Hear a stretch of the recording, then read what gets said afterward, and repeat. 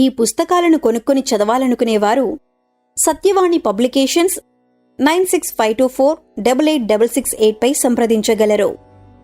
ఉత్కంఠ భరితమైన మధుబాబు గారి socio crime thriller సిరీస్లో శిక్ష 20వ భాగం. సార్, నేను ఝాన్సీని మాట్లాడుతున్నాను. ఇంతకీ బ్యాగ్ని నొక్కేసింది ఎవరో మీకు తెలిసిందా? తనను అక్కడ ఎవరూ గమనించలేదని నిశ్చయం చేసుకుంటూ అడిగాడు Bachi. Hello Jhansi, how are you? Bag పని మీదే ఉన్నాం, ఇన్వెస్టిగేషన్ చేస్తున్నాం. నువ్వెక్కడి నుంచి మాట్లాడుతున్నావు? అడిగాడు కమిషనర్. నా గురించి ఇప్పుడు మీకు అనవసరం గానీ మీరొక పని చేయండి. మీరున్న వీధి చివర మెయిన్ రోడ్కి అవతలి వైపు కిళ్ళీ బడ్డీలున్నాయా? అడిగాడు బాచి. అర్జెంటుగా పక్కకి జరిగి వీధి చివరికి చూశాడు కాబోలు. 2 క్షణాల తర్వాత అవును కనిపిస్తున్నాయి అన్నాడు commissioner. Mini Fanta cool drink తాలూకు అడ్వర్టైజ్మెంట్ బోర్డు ఉంది ఒక బడ్డీ ముందు. కనిపించిందా? ఇంకో ప్రశ్న వేశాడు బాచి. అవును, అది ఈ వీధికి ఎదురుగానే ఉంది. ఏదో తెలియని ఎగ్జైట్మెంట్కి గురవుతూ అన్నాడు పోలీస్ కమిషనర్. మీరు వెతుకుతున్న బ్యాగ్ ఆ బడ్డీ కింద ఉంది, పోయి తీసుకోండి. ఎవరు తీశారు, ఎందుకు తీశారు, అక్కడ ఎందుకు దాచిపెట్టారని అడగొద్దు అంటూ ఫోన్ పెట్టేశాడు బాచి. పరిగెత్తాలని ఎంతగా అనిపిస్తున్నా అందుకు ఆరోగ్యం సహకరించకపోవటం వల్ల కాళ్ళు ఈడ్చుకుంటూ రానే వచ్చాడు బాబీగాడు. పనైపోయిందిరా, పోలీసుల వల్ల ఎటువంటి ప్రమాదమూ ఎదురుపడదు అతని భుజం తడుతూ చెప్పాడు బాచి.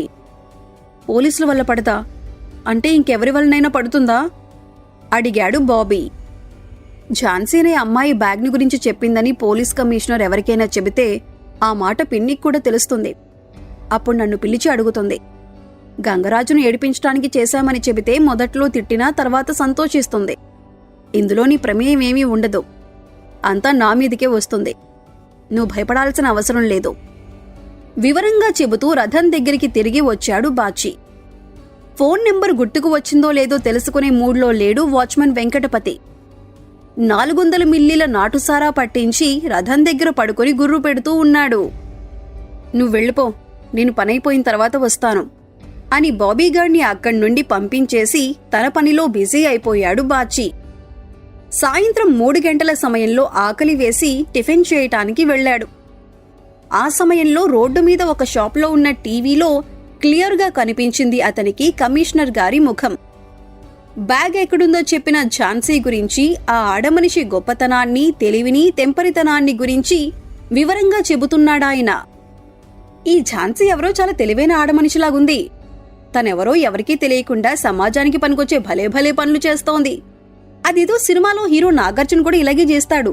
ఆ సినిమా పేరేంట్రా అంటూ పక్కన ఉన్న ఫ్రెండ్ని అడిగాడు ఒక మనిషి. ఆజాద్ అనుకుంటా, ఆ సినిమాలో సౌందర్య హీరోయిన్. ఏమాత్రం తడుముకోకుండా చటుక్కున చెప్పాడా ఫ్రెండ్. మొన్నటికి మొన్న దొంగ నోట్ల పంపిణీ చేసేవాళ్ళని పట్టించింది. నిన్న బందిపోటు దొంగల ఆచూకీ చెప్పింది. ఇవాళ ఏకంగా వాళ్లు కొట్టేసిన డబ్బును గురించి బయటపెట్టింది. అసలు ఈ ఝాన్సీ ఎవరై ఉంటుంది? ఆతృతగా అడిగాడు ఇంకో పౌరుడు. ఇదంతా పోలీసులాడుతున్న నాటకమై ఉంటుంది. వాళ్లకు తెలియకుండా ఇటువంటి పనులు చేయగల దమ్ము మామూలు మనుషులకుండదు. డెఫినెట్గా ఇది పోలీసుల పనే. నిర్మోహమాటంగా తన అభిప్రాయాన్ని వెల్లడించాడు మరో పౌరుడు. ఎవరికీ తెలియని ఒక కొత్త మనిషిని సృష్టించి అందరినీ ఆటలాడిస్తున్న తన తెలివికి తనే ఎంతగానో ముచ్చట పడిపోతూ అక్కడి నుంచి నెమ్మదిగా కదిలి శివాలయం దగ్గరికి వచ్చేశాడు బాచి. సారామత్తు వదిలినట్లుంది. బద్ధకంగా ఆవలిస్తూ లేచి కూర్చుంటున్నాడు వాచ్మెన్ వెంకటపతి. ఇంకో గంట పని మిగిలి ఉంది బాబాయ్, నువ్వెళ్లి ముఖం కడుక్కొని కాస్తంత చాయ్ తాగిరా అంటూ మళ్లీ పనిలో మునిగిపోయాడు బాచి. ముఖం కడుక్కొని కడుపు నిండా మంచినీళ్లు తాగి వచ్చాడు శివాలయం వాచ్మెన్ వెంకటపతి. చాయ్ తాగి రావాలని ఉన్నా జేబులు ఖాళీ అయిపోయాయి కాబోలు కామ్గా గోడని ఆనుకుని కూర్చున్నాడు. 4:30 అవుతుండగా పని పూర్తి చేశాడు బాచి. 5 గంటలకు వచ్చి 4 మూలల నుంచి రథాన్ని పరిశీలనగా చూశాడు ఎగ్జిక్యూటివ్ ఆఫీసర్. ఏం సార్, ఎలా ఉంది అడిగాడు వెంకటపతి. ఈ కుర్రాడిని ఎక్కడి నుంచి పట్టుకొచ్చావో గాని చాకులాంటి వాడిని తీసుకొచ్చావు. బయట వాళ్ళని పిలిచినట్లయితే 2 రోజులు పట్టేది. 400 ఖర్చయిపోయేది. రథం చాలా నీట్గా ఉంది. ఈ సంవత్సరం రంగులు వేయించాల్సిన అవసరం లేదు అంటూ ఒక 50 నోటును తీసి ఆ కుర్రాడికివ్వు అంటూ చేతిలో పెట్టాడతను. మురికిగా తయారైన చేతుల్ని శుభ్రం చేసుకుంటూ వాచ్మెన్ వైపు ఓరగా చూశాడు బాచి. మహా ఇరకాటంలో పడిపోయాడతను. క్వార్టర్ బాటిల్ చీప్ లిక్కర్తో పాటుగా నంజుడికి 4 చీకులు 2 బీడీ కట్టలు వచ్చేస్తాయి ఎగ్జిక్యూటివ్ ఆఫీసర్ ఇచ్చిన 50 నోటుతో. తన అవసరాలు తీరకుండా ఆ నోటును బాచీకిచ్చేయటం భావ్యమా? ఇక నేను వెళ్తాను బాబాయ్, ఇప్పటికే చాలా ఆలస్యం అయిపోయింది.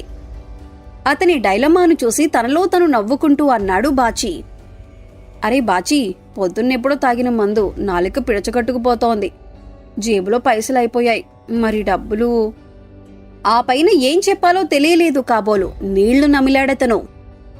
డబ్బులదేముంది బాబాయ్, రేపు నీకు జీతాలు వచ్చిన తర్వాత ఇద్దువు గాని, ఇప్పుడు ఉంచేసుకో, నాకు అవసరం లేదులే అన్నాడు బాచి. అతను గనుక ఇంకా కొంచెం చిన్నవాడే ఉంటే అమాంతం చేతుల్లోకి ఎత్తుకుని ముఖమంతా ముద్దులతో నింపేసి ఉండేవాడు వెంకటపతి. అరే బాచిగాడా, నీ మనసు బంగారంరా. జీతాలు రాగానే ఇంకో 10 కలిపి 60 రూపాయలు నీకిచ్చేస్తా. నిజంగా నువ్వు చాలా మంచివాడివి అంటూ అతని సమాధానం కోసం ఎదురు చూడకుండా వెళ్లిపోయాడు మందు లభించే ప్రదేశానికి. నిమిషానికొకసారి కళ్ల ముందు ప్రత్యక్షమవుతున్న కమిషనర్ గారి ముఖాన్ని, చెవుల్లో అదే పనిగా మార్మోగుతున్న ఆయన ప్రసంగాన్ని తలుచుకుంటూ మెయిన్ రోడ్డు మీదకొచ్చాడు బాచి. హరినారాయణ ఆ రోజు ఊళ్ళో ఉండనని చెప్పటం వల్ల ఆ ప్రోగ్రాం లేదు. బాబీగాడ్ని ముందుగానే పంపించేయటం వల్ల వాణ్ణి వెంటబెట్టుకుని ధర్మాసుపత్రికి పోయినట్లు చెప్పటం కూడా కుదరదు. 10 అబద్ధాలు చెప్పినా వాటిలో ఒక నిజం ఉంటే మిగిలిన దాన్ని గురించి ఏమంత గట్టిగా పట్టించుకోదు పిన్ని. ఇప్పుడామెకేమని చెప్పాలి? శివాలయం దగ్గర పనిచేసినట్టు చెప్పటం వల్ల ఉపయోగమేమైనా ఉంటుందా? ఎటూ తెమలని ఆలోచనలతో సతమతమైపోతూ తనకు తెలియకుండానే శరణాలయం దగ్గరికి వచ్చేశాడతను. ఎప్పుడు చూసినా ప్రశాంతంగా నిర్మానుష్యంగా కనిపించే ఆ వీధి ఇప్పుడు కిటకిటలాడుతోంది. గుంపులు గుంపులుగా నిలబడి శరణాలయం గేటు మీద నుంచి లోపలికి తొంగి చూస్తున్నారు జనం. లాఠీలు పట్టుకుని వాళ్లని వెనక్కి నెట్టడానికి ప్రయత్నాలు చేస్తున్నారు 4 కానిస్టేబుల్స్. దాహం వేస్తున్నట్టు ఒక్కసారిగా ఎండుకుపోయింది బాచీ గొంతు. దడదడలాడుతున్న గుండెల్ని చిక్కబట్టుకుంటూ తను కూడా గేటు దగ్గరికి పోయాడు. వరండాలో కనిపించారు అతనికి 2 పోలీస్ అధికారులు. జారుతున్న కళ్లజోళ్లు సవరించుకుంటూ శరణాలయం రికార్డుల్ని సరిచూస్తున్నారు ప్రభుత్వం పంపినటువంటి మరో 2 ఉద్యోగస్తులు. 4 రోజులకు ఒకసారి వచ్చి పిన్ని మర్యాదల్ని పొంది ఆనందంగా అవతలికి వెళ్లిపోయే ఉద్యోగస్తులు వాళ్ళు. ఇప్పుడెందుకొచ్చినట్టు? వంట షెడ్డు దగ్గర వరసల్లో నిలబడి ఉన్న పిల్లల్ని కౌంట్ చేస్తున్నాడు ఇంకో ఉద్యోగస్తుడు. ఒక్కడు తగ్గాడు సార్, అందరూ ఉన్నారు. ఒక్కడంటే ఒక్కడు లెక్కలోకి రావటం లేదు. బాచీ వింటుండగానే బిగ్గరగా అనౌన్స్ చేశాడతను. ఏమండి రంగబాబు గారు, ఇంకో పిల్లాడుండాలి, ఏమైపోయాడు? వెంటనే రంగబాబును అడిగాడు వరండాలో ఉన్న ఉద్యోగస్తుల్లో ఒకతను. వాడెవడ్రా వాడు? వెంటనే సమాధానమివ్వటం చేతకాకపోవటం వలన పిల్లల వైపు తిరుగుతూ పెద్దగా అరిచాడు రంగబాబు. బాచిగాడే చెప్పాడు పిల్లిగాడు. ఏమైపోయాడ్రా? ఇందాకటి వరకు ఇక్కడే ఉన్నాడుగా, ఇంతలోనే ఎక్కడికి తగలడ్డాడు? విపరీతమైన కోపంతో అడిగాడు రంగబాబు. ఇక ఆలస్యం చేయలేదు బాచి. పిల్లల్ని లెక్కవేయటాన్ని చూడగానే అతనికి అర్థమైంది అసలు విషయం. పిన్ని మీద ఎవరో ప్రభుత్వానికి రిపోర్ట్లు పంపి ఉంటారు. శరణాలయం రికార్డుల్ని పరిశీలించి సమాధానం పంపించమని ఆర్డర్ వచ్చి ఉంటుంది పైనుంచి. తోడు కోసం పోలీసుల్ని వెంటబెట్టుకుని అక్కడికొచ్చారు ఆ ఉద్యోగస్తులు. తాను వెంటనే వెళ్లి హాజరు వేయించుకోకపోతే పిన్నికి మాట వచ్చేస్తుంది. రంగబాబు, గేటు తీయించు, నేనిక్కడే ఉన్నా. గేటు దగ్గరికి జరిగి బిగ్గరగా అరిచాడు బాచి. ఉలిక్కిపడి అతని వంక చూశాడు రంగబాబు. చూడగానే అతని ముఖంలో ప్రత్యక్షమైంది పెద్ద రిలీఫ్. వరండాలో నుంచి కిందికి దిగవద్దని 1000 సార్లు చెప్పాను. వీధిలోకి పోతే కాళ్లు విరగేస్తానని హెచ్చరించాను. అయినా సరే నువ్వు బయటికి పోయావు. లోపలికి రా అంటూ గేటు తెరిచి అతన్ని లోపలికి లాగాడు.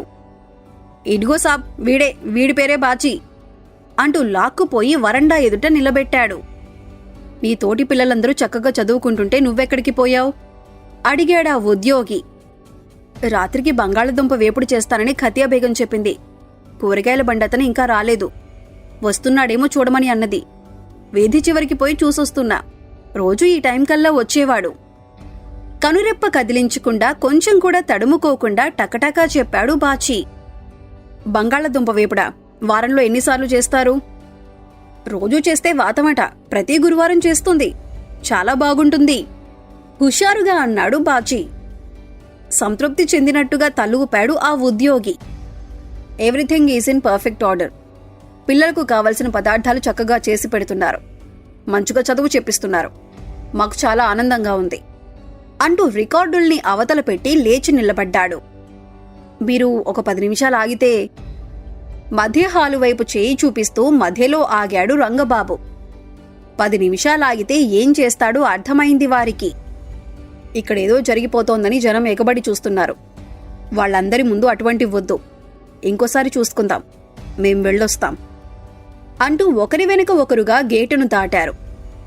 వరండాలోని సందడి సద్దుమణిగిన తర్వాత అక్కడ చూడటానికి ఏమీ లేకపోవటం వల్ల తాము కూడా తమ తమ పనుల మీద అవతలికి వెళ్లిపోయారు. గేటు ముందు పొలోమంటూ గుమిగూడి ఉన్న జనం. ఏరా, వరండా దిగవద్దని చెబితే పెద్ద మునగాడిలా బయటికి పోతావా?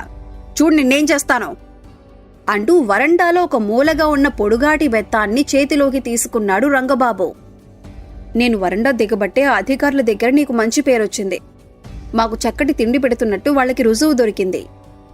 దెబ్బల్ని భరించటానికి రెడీ అవుతూ అన్నాడు బాచి. బెత్తాన్ని గాలిలోకి ఎత్తి అలాగే నిలబడిపోయాడు రంగబాబు. బాచి మాటల్లో యథార్థం ఉందని తెలిసి రావటమే అందుకు కారణం. అయినా సరే పిల్లలందరూ చూస్తుండగా ఆ విషయాన్ని ఒప్పుకోవటం నామర్దా అనిపించింది అతనికి. నీ మూలకంగా మాకు మంచి పేరొచ్చిందా? అంటే నువ్వు లేకపోతే మేం చెడ్డవాళ్లం అయిపోయేవాళ్లమా? నీకు పొగరు చాలా ఎక్కువైపోయింది. నోరు కూడా పెద్దదవుతోంది అంటూ రంగబాబు చట్ చట్మని 2 దెబ్బలు వేశాడు. బాధతో జివ్వుమన్నాయి బాచి నరాలు. అతనికి తెలియకుండానే బుగ్గల మీదికి వచ్చేశాయి కన్నీళ్లు. రంగబాబు కోపం తగ్గాలంటే బావురుమని ఏడుస్తూ కిందపడి పొర్లిగింతలు పెట్టాలి. గోలగోలగా అరవాలి. కొట్టొద్దని చేతులు జోడించాలి. ఆ పనులు చేస్తే ఇంటికి ఒంటికి చాలా మంచిదని తెలిసినా ఎందుకు అలా చెయ్యలేకపోయాడు బాచి. మునిపళ్లతో పెదవుల్ని నొక్కుకుంటూ అలాగే నిలుచుండిపోయాడు. ఇంకా ఎక్కువైంది రంగబాబు కోపం.